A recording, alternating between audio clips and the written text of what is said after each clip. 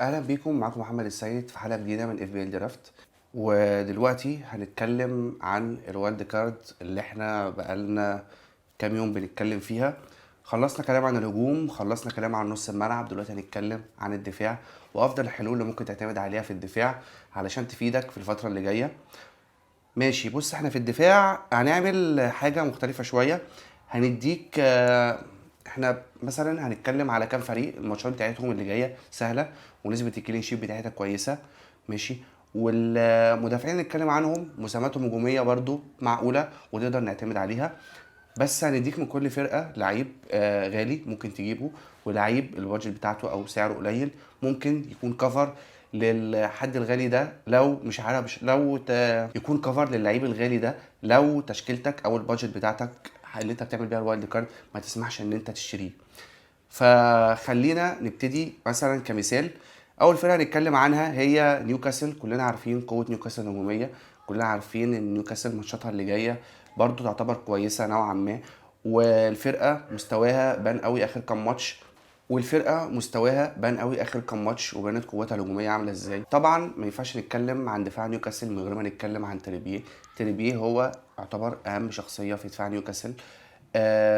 من الناس اللي هي للأسف سعرها غالي، تريبيه ب6 و9.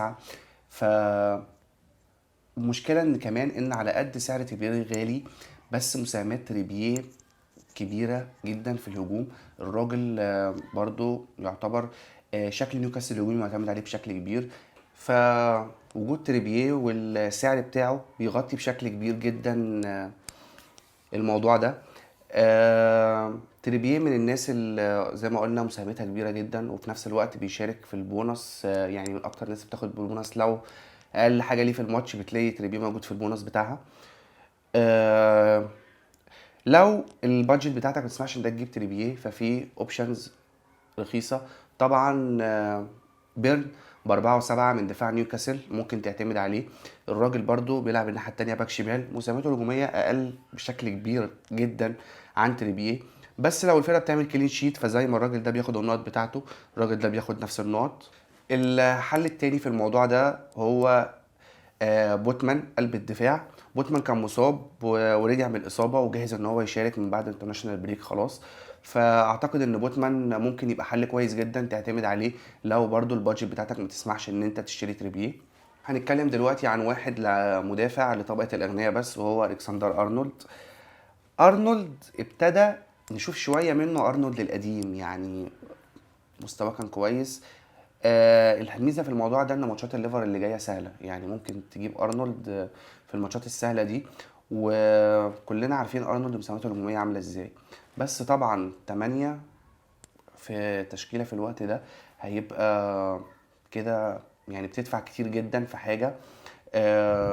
فممكن حل تاني غير ارنولد من دفاع الليفر وهو تسيميكاس. تسيميكاس باك شمال اعتقد ان هو هيلعب اساسي الفتره اللي جايه، لان روبرتسون في ماتش اسكتلندا في التصفيات بتاعت اوروبا جات له اصابه، اعتقد ان كتفه اتخلع فيها. فهيجيب في الموضوع ده ممكن على الاقل شهر او شهر ونص. فمفيش باك شمال اساسي في ليفربول غير تسيميكاس، فممكن في الفتره دي تعتمد عليه. سيميكاس مش غالي. سعره 4 و4. 4 و4 بمدافع من الليفر بيلعب أساسي ممكن يبقى حل كويس جدا تقدر تفكر فيه.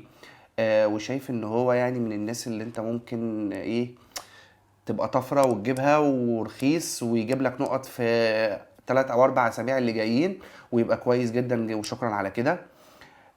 وخصوصا زي ما قلنا ان ماتشات الليفر اللي جايه سهله وممكن تفكر في الاوبشن ده. نفس الموضوع بالنسبه لي دفاع الارسنال. وايت ب5 و6 قدر ان هو يجيب جون في الماتش اللي قبل ماتش السيتي، وماتش السيتي كلين شيت.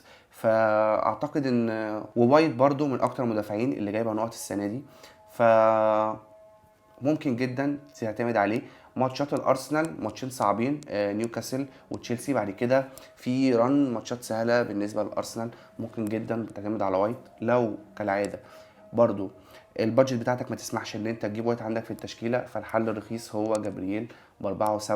جابرييل راجل مدافع خد عمله الكلين شيت معاهم في الكلين شيت. فين وفين لما بيطلع في الكور العاليه. مساهماته الهجوميه عنده طبعا اقل بكتير من وايت، بس ممكن نشوف منه حاجه مفيده. اوبشنز تانية من الاوبشنز اللي ممكن نفكر فيها في الدفاع هو بيدرو بورو. بيدرو بورو مدافع الباك اليمين توتنهام 5-1. كلنا شفنا بيدرو بورو مساهماته الهجوميه كويسه وعامله ازاي. توتنهام بتقدر تعمل كلين شيت في الماتشات السهله، ممكن تعتمد عليه. لو برضو البادجت بتاعتك ما تسمحش ان انت تشتري بيدرو بورو، في ايدوجي الباك الشمال بتاع توتنهام. وفي انا شايفه حل ممكن تفكر فيه الماتشات اللي جايه برضو بالنسبه لدفاع توتنهام، وهو فان دي فان. فان دي فان قدر ان هو يجيب جون مكسب توتنهام قصاد لوتن. اللي اكتشفته في فان دي فان الراجل مساهمته الهجوميه كويسه. بيبقى على طول موجود جوه في الكور العاليه، الكور الثابته، من الناس اللي بتبقى تارجت في الكور دي بالنسبه لهجوم توتنهام، خصوصا ان هو طويل يعني ممكن تعتمد عليه. وهنشوف منه مساهمات هجوميه اكتر في الماتشات اللي جايه. برضو هنتكلم عن كاش مدافع استون فيلا. كاش راجل كلنا عارفين هو بيقدر يعمل ايه، بيتقدم ازاي. دفاع استون فيلا برضو من الفرق اللي بتعمل كلين شيت، وهو من اللعيبة اللي بتساهم في الهجوم بشكل كبير. كاش حاليا سعره 5-1. ممكن جدا من الناس اللي يبقى عندك في تشكيلتك. لو شايف ان سعره غالي وعايز يبقى عندك كفر من دفاع استون فيلا، فشايف ان باو توريس 4.5 ممكن يبقى هو اللي عندك. الراجل برضو نقط الكلين شيت بالنسبه لاستون فيلا لو كاش جابها ممكن هي تبقى عند باو توريس، فيبقى كفر كويس قوي في دفاع استون فيلا. هنتكلم دلوقتي عن اسماء فرديه انا مش شايف حد غيرها في الدفاع ده. اول واحد فيهم دفاع السيتي. انا شايف ان السيتي ماتشاتها اللي جايه صعبه. هم فعلا اكتر فريق بيعمل كلين شيت، بس الفرقه برضو آه من اقل الفرص بتيجي فيها جوان. بس عودة ستونز من الإصابة، لعب مع انجلترا في الماتشات اللي فاتت. فرجوعه بالنسبة لدفاع السيتي هيبقى مهم جدا، وممكن يقوي من دفاع الفرقة. ممكن نشوفه كمان في نص الملعب يعوض غياب رودري. فلو ستونز رجع ولعب في نص الملعب ومراكز متقدمة هنشوف منه مساهمات هجومية كتير، غير ان هو هيقوي دفاع السيتي، وممكن نشوف الكلين شيت السيتي يرجع تاني. من الاسامي اللي في الدفاع برضو هتكلم عنها هو اندرسون مدافع كريستال بالاس، اكتر مدافع جايب نقط السنه دي لحد دلوقتي. اندرسون في دفاع كريستال بالاس رخم، الفرقه على ملعبها بتقدر ان هي تتكتل وتجيب نقط، بتبقى رخمه مش سهل ان يجي فيها جون.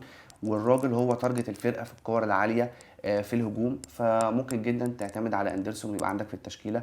وسعره 4.9 برده مش من اللعيبه الغاليه. في برده كوفال او سفال الباك اليمين في ويست هام، ممكن جدا تجيبه وتعتمد عليه ب4.5، سعر مش غالي، ماتشات ويست هام اللي جايه سهله فممكن تفكر فيه. في للناس اللي بتحب البادجت الرخيصة الناس تعتمد عليها زي ما اتكلمت عن تسيميكاس. ممكن هتكلم دلوقتي عن طارق لامباتي. طارق لامباتي هو اصلا باك يمين مع برايتون السنة دي اغلب الماتشات لعب باك شمال. بالذات مكان استوبينيان، اصابة استوبينيان ممكن تطول معانا شوية، فطارق لامباتي هو الوحيد اللي يقدر يكفر المكان ده وهو اللي هيلعب مكانه. مساهماته الهجوميه لما لعب في ماتش يونايتد كانت باينه جدا، فممكن نشوف طارق لامباتي. خصوصا ان برايتون من الفرق اللي بتهاجم بالخطوط بتاعتها كلها، فلما تيجي ماتشات سهله لبرايتون هنشوف كلين شيت وهنشوف مساهمات هجوميه لطارق لامباتي. وسعره 4 رخيص جدا، ممكن تعتمد عليه او تجيبه تكمل بيه التشكيله، ولما تيجي ماتشات سهله لبرايتون تلعب بيه. نصيحة حاليا تبعد عن أي مدافعين من تشيلسي، تبعد عن أي مدافعين من مانشستر يونايتد. ممكن كمان برايتون الماتشين اللي جايين على الأقل، لأن الفرق دي ماتشاتها سهلة، مستوى متذبذب، دفاعها مش قوي. فشايف إن لو بتفكر تجيب حد من دفاع الفرقة دي، لأ، في فرق تانية ماتشاتها اسهل، ممكن ان هي يبقى عندك ناس من دفاعها. الاوبشنز في حراسة المرمى السنة دي ما اعتقدش ان هي كتيرة قليلة. هنتكلم عن حاجات غالية وحاجات رخيصة. من الناس الغالية هو إيدرسون. أنا شايف إيدرسون برضو من الناس اللي ضامنة مراكزها في السيتي، فلو عايز حد مضمون من دفاع السيتي وبيلعب فهو إيدرسون أفضل حل. ممكن يبقى عندك وتريح دماغك من الدوشة بتاعت أكانجي، آكي، ووكر، كان ستونز، فتريح دماغك ويبقى عندك إيدرسون وضامن ان هو بيلعب اساسي. في كمان هتكلم عنه هو اريولا. اريولا من اكتر الحراس اللي عملت تصديات السنه دي. الراجل كويس جدا. ماتشات ويست هام اللي جايه تشجعك ان انت يبقى عندك اريولا وسعره رخيص. في كمان الحراس اللي سعرهم رخيص هو لينو. فولهام من الفرق اللي يعني دفاعها مش قوي، بس لانه بيعمل تصديات كتير في الماتشات السهله بيقدروا يطلعوا بالكلين شيت.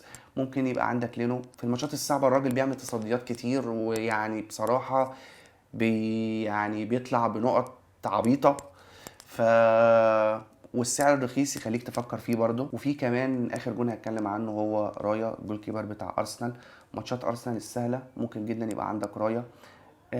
نفس الكلام برضو. راجل يعني اعتقد ان هو ضمن مركزه وثبت مكانه على رامسديل الفتره اللي جايه. وماتشات ارسنال السهله ممكن تخليك تفكر في رايا يبقى هو الجون اللي عندك. بس دي كانت كل حلولنا المقترحه للوايلد كارد. اتكلمنا عن الهجوم والدفاع ونص الملعب وحراسه المرمى.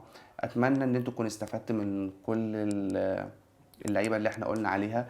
انا اديتك حلول لعيبه غاليه، لعيبه رخيصه، لعيبه متوسطه في كل المراكز علشان تعمل وايلد كارد يبقى عندك اوبشنز كتير تفكر فيها.